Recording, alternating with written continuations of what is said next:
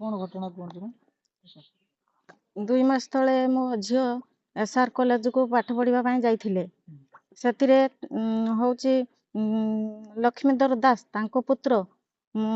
चंदन दास से किडनैप करी नहीं पलियाले तापर आमे थाना को गले थाना रे सार को कहले सार किछि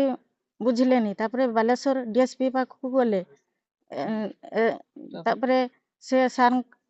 एठिकी फोन कले फोन कला परे तापर सार जे परी हो मो झील को फेराई देले पुणी झील घर को आसला आसला परे सार को पाखु को फोन कले सार कौन सी ये रेस्पेक्ट नेलेनी पुओ बाहर बुलूले बंधुकर एठी सेठी जाई बहुत कथा कहले किंतु सार को फोन कले जे पुओ अच्छी सार सार पुओ को आउ कौन प्रकार उठा करिले नहीं पुणी नेक्स्ट 16 तारीख राति रे चंदन दास आसी पुणी मो झील को किडनैप करी नहीं जाइछंती राति रे किडनैप करी नहीं जाइछंती तापरे सार को कहिबारु सार किछि आउ